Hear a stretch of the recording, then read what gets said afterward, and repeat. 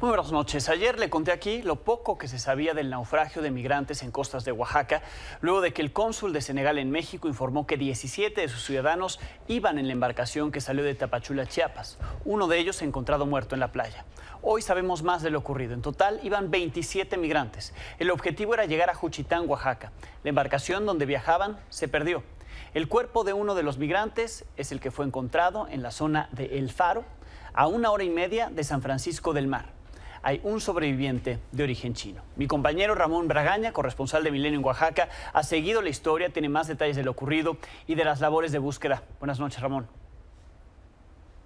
¿Qué tal, Alejandro? Buenas noches. Efectivamente, ha sido una jornada complicada desde que el miércoles pasado se diera este naufragio en las costas de Oaxaca. Son embarcaciones que salen de Guatemala y de la frontera con el estado de Chiapas y lamentablemente en muchas ocasiones las condiciones climatológicas provocan este tipo de incidentes donde lamentablemente las pérdidas humanas se hacen presentes. Son 345 kilómetros los que recorren a través del Océano Pacífico para llegar a las costas de Oaxaca, principalmente a lo que es San Francisco Ixhuatán, San Francisco del Mar, donde llegan estos migrantes. El objetivo es evitar toda esta travesía, toda esta aventura que les representa a ellos, el caminar, el llegar a través de autobuses a la región del Istmo de Tehuantepec, donde llegan a Juchitán, y aquí es donde avanzan a lo que es la capital de Oaxaca y de ahí a la Ciudad de México para llegar a la frontera norte del país. Este migrante fue recuperado este fin de semana a más de 1 hora y media de lo que es San Francisco Ixhuatán, y hoy se encuentra ya en la funeraria que se localiza en Santo Domingo, Zanatepec, donde ya se le realizaron los preparativos para que el cuerpo pues espere y tenga también la posibilidad de ser identificado por el cónsul de Senegal, Abdoulaye Diop, quien va a llegar aquí a la región del Istmo de Tehuantepec el día de mañana para iniciar estos trámites. De acuerdo a la experiencia que se tuvo también con 4 migrantes africanos de origen senegalés, estos van a quedar aquí en la región del Istmo de Tehuantepec. Acá será enterrado de acuerdo a lo que ellos nos han comentado, y se esperan que sea en las próximas horas donde con el apoyo del Grupo Beta, el apoyo de la Marina, se continúen estos recorridos para tratar de ubicar a las demás personas que viajaban en esta embarcación, Alejandro, y que se espera, ojalá puedan estar vivas en alguna de las islas, en alguna de las comunidades que se encuentran cerca de esta zona de la región oriente del Istmo de Tehuantepec. Tuvimos la oportunidad, Alejandro, de platicar con la representante de la Defensoría de los Derechos Humanos del pueblo de Oaxaca, quien nos comentó lo siguiente.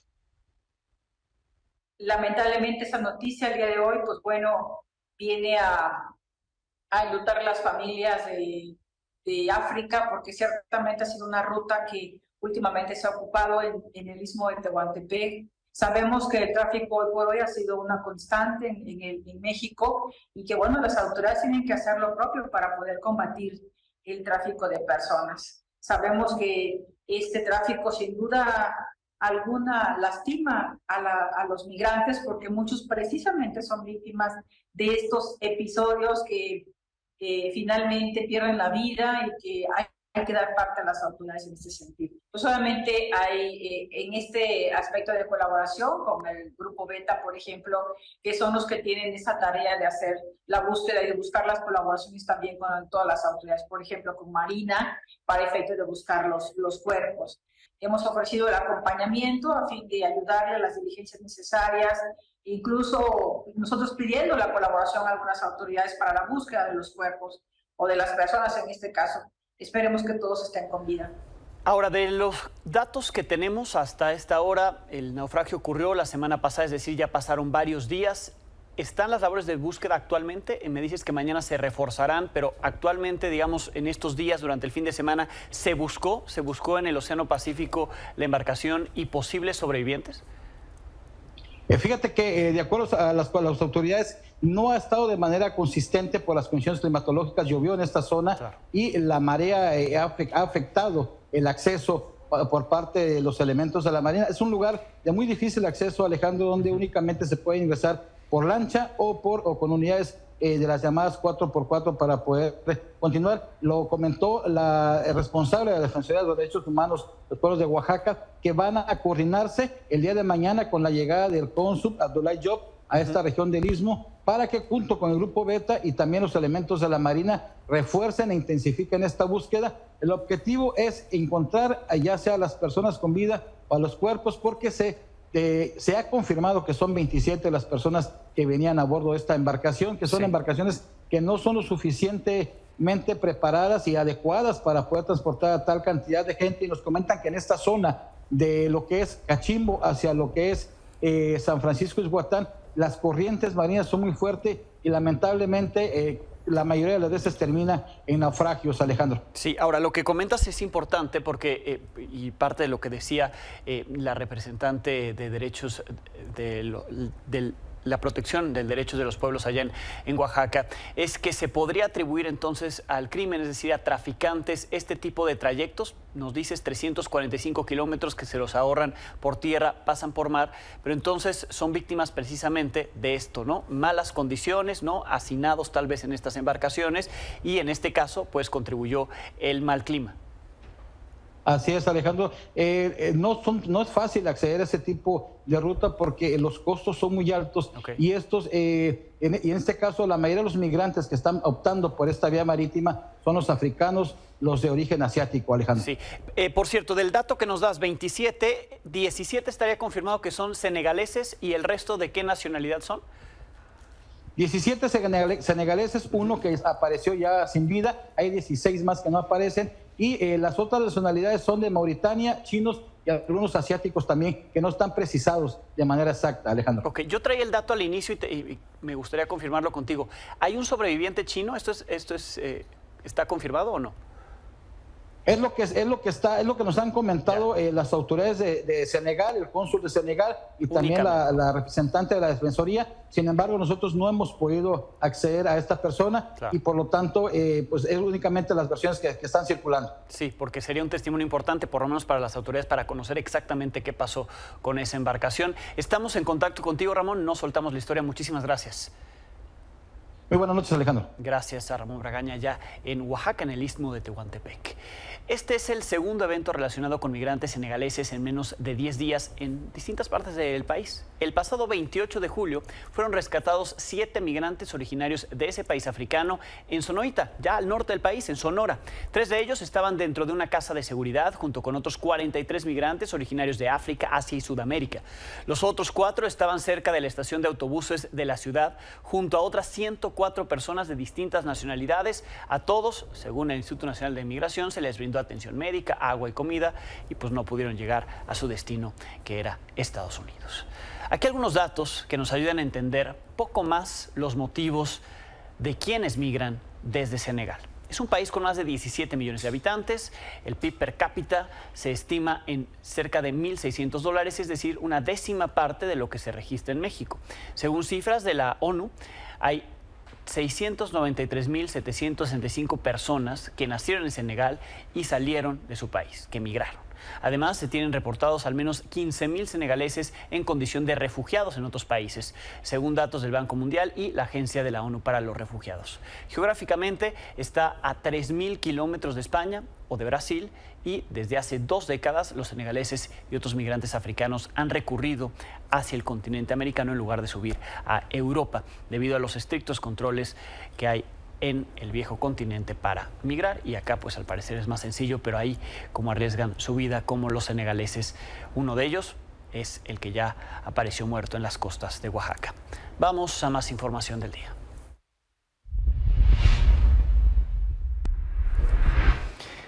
Iniciaron las conferencias vespertinas de Palacio Nacional. Se revisará ahí el contenido de los nuevos libros de texto gratuitos de la SEP. Hoy justificaron su elaboración. Aseguraron que participaron casi 2.000 maestros. Admitieron que hay errores, aunque ellos prefieren llamarles áreas de oportunidad. El director de materiales educativos, Marx Arriaga, asumió la responsabilidad si es que son más de 20 los errores. Por el tiempo que tomó la exposición, se sortearon 2 preguntas y las hicieron youtubers. Aquí los detalles.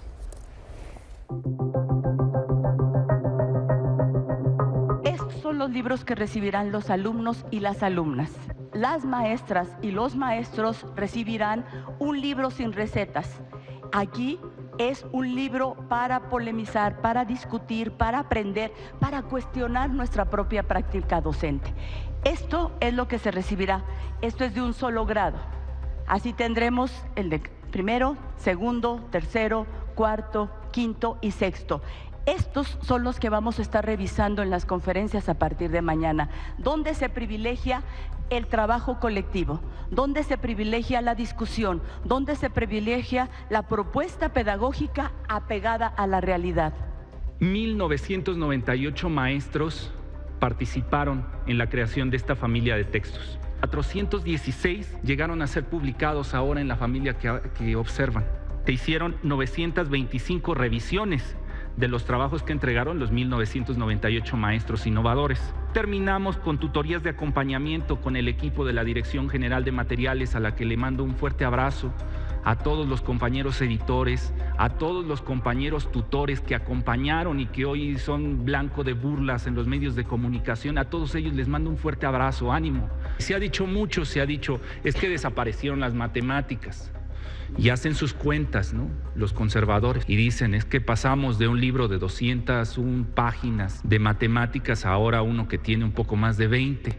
Sí, pero se les olvida contar todos los libros. Si sumamos todas las partes que tienen matemáticas, en el caso de primero, tenemos 210. O sea, mayor que el libro anterior, del sexenio anterior. Cuando llegamos a ver, por ejemplo, que pasó por más de 900 revisiones un libro, cómo filtraron esas fallas de impresión, todas esas revisiones. Hay un proceso donde se corrigen los materiales y yo no les diría errores, yo les diría áreas de oportunidad, como buen maestro que soy. Si se encuentran más de 20, ¿quién fue el culpable de todo eso? Fue el director general. No fueron los editores, no fueron los autores. Hicieron un gran trabajo. Hay unos estados que son Jalisco, Coahuila, Guanajuato, Chihuahua, que pues ya se pronunciaron al respecto y dirán que estos estados pues no van a distribuir estos libros de texto y que de hecho van a sacar sus propios libros. Entonces me gustaría saber cuál es el mensaje para estos gobernadores. Esperemos un poco. Lo que les puedo decir es que nosotros, desde la Secretaría de Educación Pública, tenemos una permanente y constante comunicación muy respetuosa, muy afable con todas y cada una de las autoridades educativas de los estados. Y el 28 de agosto iniciaremos el siguiente ciclo escolar. En la mañanera, el presidente Andrés Manuel López Obrador se refirió a Xóchitl Gálvez como la innombrable al exhibir al grupo de abogados que ha tramitado los amparos que ha interpuesto en su contra, tras la resolución de un juez que le prohibió volver a pronunciarse sobre ella de forma maliciosa. La secretaria de Gobernación, Luisa María Alcalde, fungió como consejera jurídica de Presidencia y expuso la inconformidad del gobierno ante la resolución judicial. El presidente adelantó que se presentará una queja contra el juez ante el Consejo de la Judicatura Federal. Estos fueron los de los amparos en contra de la construcción del aeropuerto Felipe Ángeles, el Tren Maya, y estos son ahora los amparos a favor o defendiendo a la innombrable. El día de ayer, por parte de un juez federal, el juez octavo de distrito en materia administrativa, aprovechándose de un amparo, se toman decisiones que violentan la libertad de expresión, no solo del presidente de México, sino el derecho también a la información de todas las mexicanas y los mexicanos, y por supuesto afecta con ello a la democracia. El juez federal octavo de distrito en materia administrativa, Martín Santos Pérez, concedió el día de ayer a Xóchitl Gálvez una suspensión provisional que ordena al presidente abstenerse de realizar manifestaciones y, entre comillas, ponemos con malicia efectiva en las señales y redes sociales oficiales.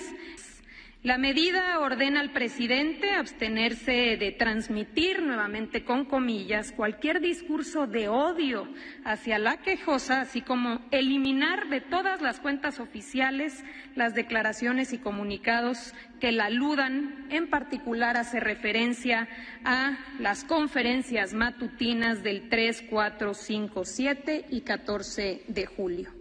También el mismo juez le ordena a Hacienda, al SAT, a la UIF, a la Comisión Nacional Bancaria y de Valores abstenerse de proporcionar información sobre la situación financiera, fiscal, bancaria y empresarial.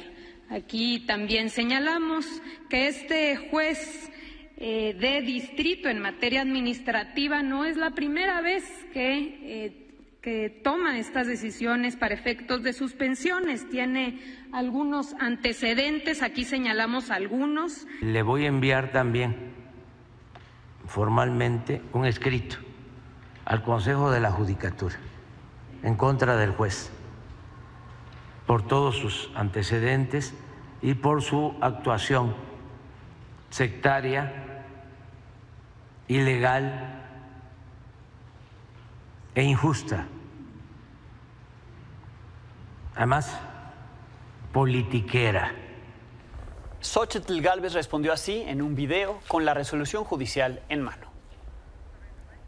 Tengo en mis manos un amparo que le ordena bajar toda la información fiscal, financiera, bancaria sobre mis empresas que usted hizo pública de manera indebida. Pero también protege a todos los ciudadanos. Usted jamás volverá a hacer pública información de ningún mexicano. Insisto, investígueme, porque lo único que se va a encontrar es su miedo de que la esperanza de los mexicanos ya no le pertenece a su movimiento. En más información política, unas horas de que culmine la fase de recolección de las al menos 150,000 firmas para pasar a la siguiente etapa entre los 12 aspirantes del Frente Amplio por México, los dirigentes nacionales de estos tres partidos defendieron su proceso interno, anunciaron la creación de la Misión de Acompañamiento Cívico, un grupo conformado por 26 expertos que estará encargado de vigilar el método de selección de su candidato o candidata presidencial, lo que ellos llaman persona encargada de conducir el Frente Amplio por México. En Morena, el dirigente nacional del partido, Mario Delgado, presentó el tercer informe de gastos de las llamadas corcholatas. Los 4 aspirantes de Morena, aquí no cuenta el del PT ni el del Verde, llevan reportados 8.8 millones de pesos de gastos en conjunto. Delgado cree que ninguno llegará al tope de los 5 millones reportados, no gastados, lo que ellos reportan. Informó que el próximo martes anunciará el sorteo de las casas encuestadoras y se definirá el cuestionario con el que se elegirá al ganador o ganadora. Están evaluando si se hace público o no el nombre de las encuestadoras o si se dé a conocer hasta que tengan los resultados. La pregunta sobre a quién prefiere para que encabece la candidatura presidencial tendrá un valor mayor. Hoy, Marcelo Ebrard dijo en entrevistas radiofónicas que la pregunta valdrá el 75%, por lo que quien gane ese punto tendrá la coordinación de la Cuarta Transformación, aunque pierda todo lo demás. Ahora sí, hubo buenas puntadas de las corcholatas, a quienes les quedan 19 días de recorridos por el país. Por eso hoy hay corcholatómetro.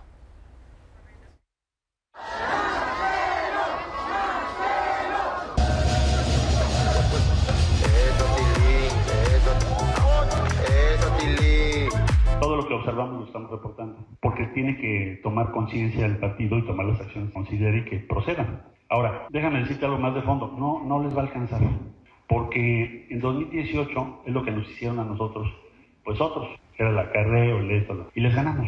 Yo iba a ser igual. Estamos a 18 días de concluir el proceso y en este momento, al menos yo, no conozco los detalles técnicos de la encuesta o de las 5 encuestas. Yo no sé qué universo se va a encuestar, qué secciones electorales se van a encuestar. Nadie sabe, nadie supo.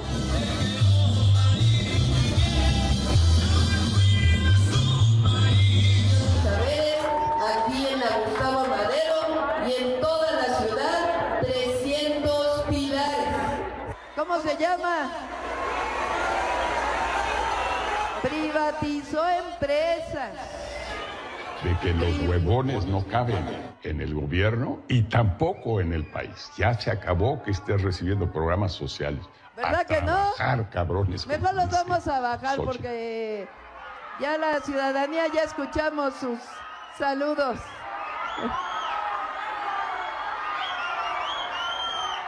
Estaba pensando cuando yo tenía más o menos la edad de ustedes, yo crecí, mi madre fue jefa de familia, era como pasa, yo les digo, los compañeros andan convenciendo a la compañera de tener relaciones, la convencen, la embarazan y luego se embarazó sola, milagro, la Virgen, y se da la fuga. Entonces, a mi madre más o menos le pasó igual, ella fue jefa de familia, ya hizo frente, y yo me eduqué con mi abuela materna, que era una indígena náhuatl. Se casó y el marido le salió muy acalderonado, y entonces digo, no, yo no voy a cargar con este cabrón, se divorció, busca otro amor, y sacó sola a sus 3 hijos, y luego nos sacó sola a los 5 nietos. Mi abuela era una mujer excepcional, una mujer fuera de serie.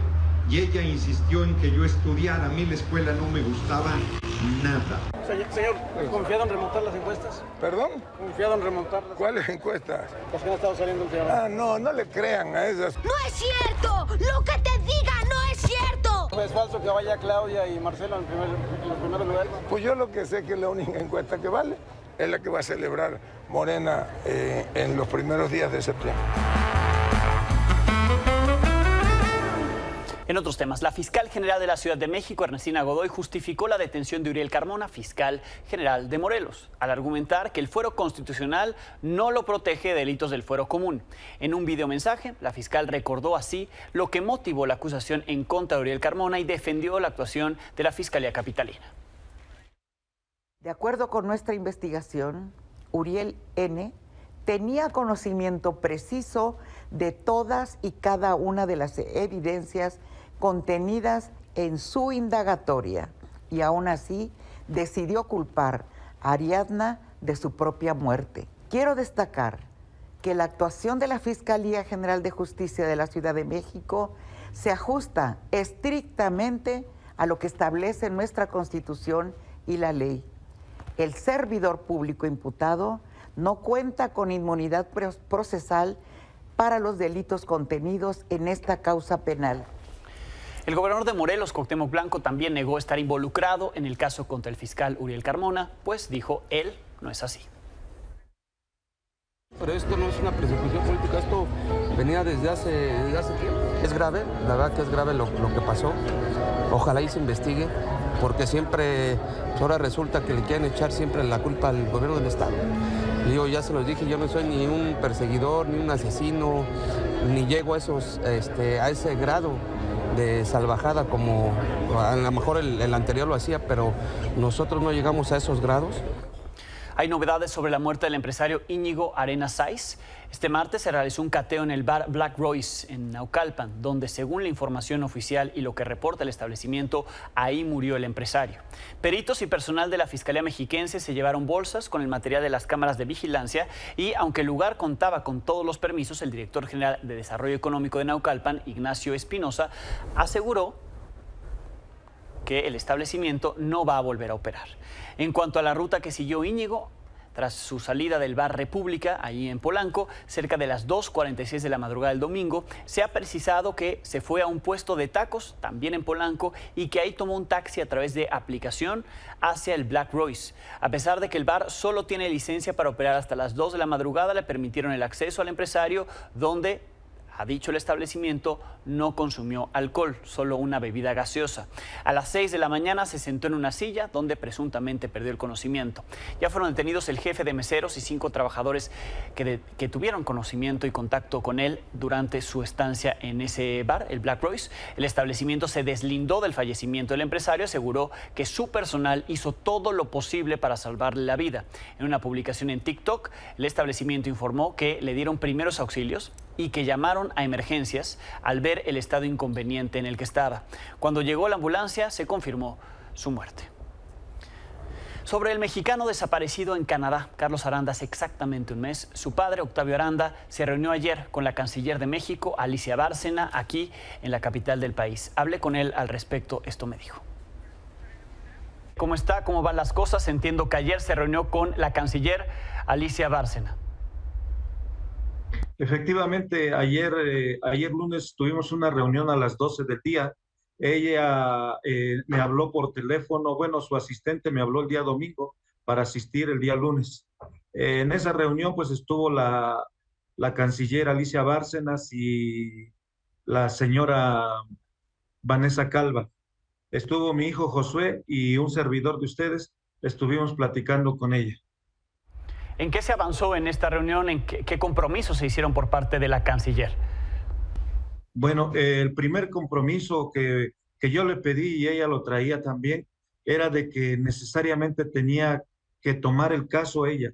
Ella se comprometió de viva voz y por orden del presidente que tomara el caso y lo va a llevar directamente con el canciller de Canadá. Hoy se supone que iba a ser esa comunicación entre los dos cancilleres. ¿Ha tenido alguna noticia al respecto? No, ayer iba a tener la comunicación, pero fue día feriado. Hoy iba a hablar con ella directamente y nos iba a hablar por teléfono, ya sea hoy o mañana, para tener otra reunión, para decirnos qué es lo que pudo platicar o qué es lo que pudo llegar a acuerdos para buscar el camino para encontrar a mi hijo. ¿Qué es lo que ha sabido desde que usted regresó? Aquí transmitimos las imágenes de su búsqueda por allá, los días que estuvo allá haciendo recorridos. Desde entonces, ¿qué se ha hecho? ¿Qué sabe usted que se ha hecho en Canadá para dar con el paradero de Carlos? Pues nada, yo no tengo noticias de la policía porque no tengo el informe. Al contrario, me llegó un correo donde nosotros primeramente solicitamos para el informe y el correo pues lo metimos por plataforma. Ese correo decía que en la ley de Canadá era de 15 a 30 días para entregarnos ese correo, pero antier, nos llegó el correo donde la policía de Canadá pide una prórroga más de 30 días. ¿Qué quiere decir eso?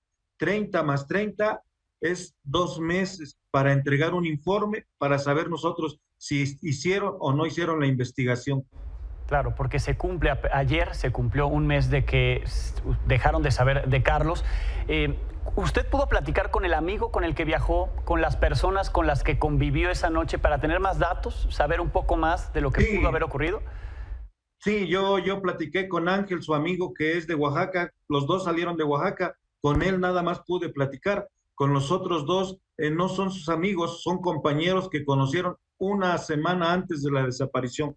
Con ellos no tuve contacto porque ellos se trasladaron el mismo viernes o el mismo sábado del otro día que desapareció mi hijo, se trasladaron a Creston. También su hijo Josué nos dijo, cuando platicamos con él, que pues la policía los había contactado, pero más allá de una llamada no hubo una entrevista más formal, no para tener más datos. Pues por eso es la inconformidad que yo tengo con la policía, porque no hay una investigación como tal, sino nada más mismo Ángel nos platicó que le pidieron el número de uno de ellos y con 2 preguntas, con eso se dio por satisfecho y esa es toda la investigación, al parecer. Porque mientras no tengamos un informe, no sabemos si hubo realmente una investigación como tal, si los llamaron a declarar o algo, porque pues ellos son los últimos que vieron a mi hijo. Sí. Allá le mostraron el video ese del cual se habla, que fue la última vez que se le vio un video de videovigilancia fuera de un hotel donde Carlos supuestamente llega a pedir auxilio. ¿Eso existe? ¿Eso usted lo pudo ver? Sí, es cierto eso, yo lo pude ver. Es un video que es de un hotel. El hotel se llama Spirit Resort. Está a media hora de donde se quedaba Carlos. Efectivamente, ahí se ven las imágenes que mi hijo pide auxilio y le tratan de brindar auxilio porque no hay audio, nomás se ve la cámara arriba y se ven las imágenes donde mi hijo pide auxilio. Se ve que también llega el vigilante del hotel, se ve que llega el policía, le pide datos, trata de ayudarlo, pero ya después de que sale de esa recepción, el policía dice que mi hijo salió corriendo y ya de ahí ya no se vio más. Exacto, eso fue el 6 a la 1:20 de la mañana, 7 de la madrugada, el día 7 a la 1:20 de la madrugada. Sí. ¿Usted tiene programado regresar a Canadá? Es decir, las labores de búsqueda, retomarlas, si tiene los recursos o si va a tener el apoyo de la autoridad mexicana para regresar. Eso también le planteé a la ministra. Yo, de hecho, nomás esta semana, por cómo se han presentado las cosas, las citas, me voy a quedar esta semana, pero ya pienso regresar para la otra semana para seguir con la búsqueda y estar presente ahí para saber realmente lo que se está haciendo, porque a pesar de que yo estuve ahí, no se hizo mucho, y eso pues constata que es un mes y no tenemos ni pista, no tenemos un reporte, no tenemos nada de mi hijo. Por eso es que yo pedí el apoyo del canciller para que en un momento dado se diera por autoridad máxima de México, Canadá, para ver si así se presiona un poquito a la policía, porque realmente uno como individuo es muy difícil. Le decía que la comunidad allá en Tlaxiaco se ha unido, tiene los recursos, entonces, más allá de si el gobierno no lo apoya, desde acá estaremos atentos a la búsqueda y a la información que ustedes nos proporcionen y por supuesto también que la autoridad dé a conocer. Claro que sí, mire, la comunidad sí me está apoyando en Tlaxiaco, en Oaxaca, pero también se está buscando la ayuda del gobierno. Si es así, pues de todas maneras yo voy a ir esta semana que viene, yo voy a estar en Los Hoyos, Canadá, para que de alguna manera, aunque sea con mi presencia, ellos también se vean presionados. Claro, ojalá que pronto haya novedades de su hijo Carlos. Muchísimas gracias. Pues gracias a ustedes, muy amables. Gracias, el señor Octavio Aranda, el padre de Carlos Aranda. Pausa y volvemos.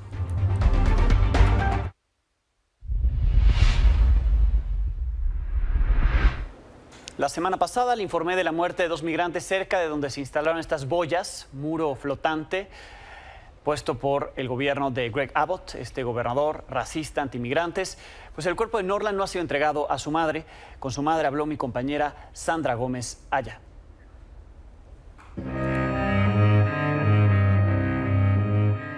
Él era mi hijo mayor y no lo deseo a nadie. Esto es horrible. No hay ni un dolor comparado con esto, creo. El 2 de junio pasado, la migrante hondureña Yuri Sayapa llegó a Piedras Negras, Coahuila, acompañada por sus 6 hijos. Quería solicitar asilo a través de la aplicación CBP One. Sin embargo, Norland, el mayor de 20 años, entró en desesperación y la noche del domingo 30 de julio decidió cruzar solo el río Bravo. De repente él se metió para adentro y solo me dijo, mami, yo me voy. No, le digo, no te vayas, le digo yo. Mami, ya estoy desesperado acá, dice, esa aplicación no sale, mami, dice. Allá es por suerte, me dice. Entonces, no, mami, yo aquí no puedo estar más, dice. Y le digo, no te vayas, Norland, le digo yo. Es más, me puse a llorar y él me abrazó. No se preocupe, mami, yo voy a estar bien, dice. Yo le voy a avisar. Abrazó a los hermanos, les dio un abrazo. Y yo les voy a avisar, mami, dice, cuando yo me voy a entregar a migración. Pero Norland no lo logró. Murió ahogado y su cuerpo fue encontrado el martes 1 de agosto junto a las boyas con púas que el gobernador de Texas ordenó instalar en el puente que divide la frontera. Él me decía, de hambre no podemos aguantar aquí tampoco, mami, entonces yo me voy a ir. Yuri reconoció el cuerpo solo con fotografías, pues fue recuperado por la Border Patrol y entregado a la Fiscalía de Coahuila, que 8 días después se ha negado a entregar el cadáver a la familia. Lo hará hasta identificarlo con pruebas de ADN y con el cónsul de Honduras como testigo. Es un asunto que se maneja con mucha responsabilidad, en virtud de que estas personas tenemos que establecer de forma certera, totalmente, la identidad del mismo. Sucede que en casos como el que estamos analizando, cuando se encuentra el cuerpo, se encuentra en condiciones de no poder ser identificado. Cambia atendiendo precisamente al tiempo que ha transcurrido a partir del fallecimiento. Destrozada, Yuri seguirá con sus planes. Solicitar asilo a Estados Unidos para ella y sus otros 5 hijos. Espera que le entreguen el cuerpo de Norland para cremarlo y poder llevarlo con ella al país donde él había puesto sus sueños. Esa era la meta de él y él decía, yo voy a llegar, quiero que mis hermanos estudien. Y es más, dice, yo voy a estudiar también, mami, dice, porque él aquí en México se hizo cocinero. Desde Coahuila, con información de Sandra Gómez, Milenio Noticias. Pausa y volvemos.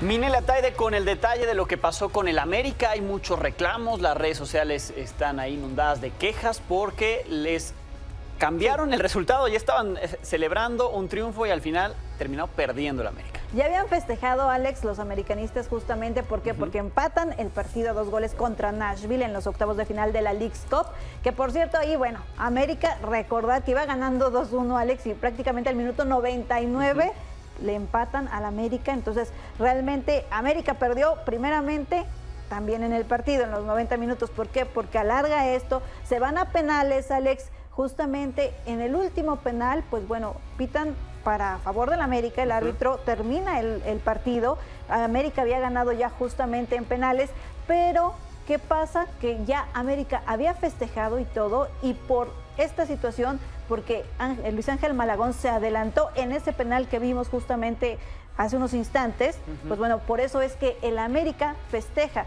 Después el árbitro, pasan 7 minutos para que el árbitro diga, a ver, no, ¿qué está pasando? Ya checamos con el VAR, checamos con todo lo que teníamos, toda la tecnología, y sí se adelantó Luis Malagón, pero en su momento no lo había marcado, por eso es que se repite el penal justamente que le habían, pues ya habían detenido justamente Luis Malagón, y si le anotan, se van de nueva cuenta penales, Alex, y ahí es donde falla Jonathan Dos Santos su penal y el América pierde este partido. Pero la polémica es por qué se tarda tanto el árbitro en marcar esa falta, ¿no?, de Luis Malagón, el hecho de que se adelantara en el penal. Eso es la polémica, pero al final de cuentas válido. ¿Por qué? Porque no hay una cuestión de tiempo, nadie estipula que tienen que pasar tantos minutos para que se decida que sí hubo un error, ¿no? Que sí, pero realmente... el que se adelanta entonces es el jugador de Nashville. No, el que se adelanta es el portero. Luis Malagón no puede adelantarse justamente en el tiro, para detenerlo no puede adelantarse y se adelanta. De ahí que pues obviamente se repite el penal, ahí sí lo vuelven a anotar, ¿no? Ahí sí lo anota. Exacto, porque el de Nashville. Hubo 2 penales al final. Exactamente, y después... Pues tiene que tirar el América y Jonathan Dos Santos lo falla. ¿No? Efectivamente. Entonces también ahí Jonathan Dos Santos tiene culpa. Es donde, exactamente, ahí Pobre es donde Jonathan pierden el partido. Pero la polémica es esa, Alex, el tema del arbitraje. Pero te digo, al final, pues bueno, no hay un tiempo establecido para decir me equivoqué, no me equivoqué, no debí haberlo marcado, se va a repetir el penal. Bien, pues así las cosas. Así se le van los octavos, bueno, el pase a cuartos de final a América. Se queda fuera. Exactamente. Gracias, Mine. Muy buena noche. Gracias, Minel Ataide. Gracias a ustedes. Los dejo con Carlos Marín. Mañana tendremos algo nuevo que contarles en punto de las 21 horas.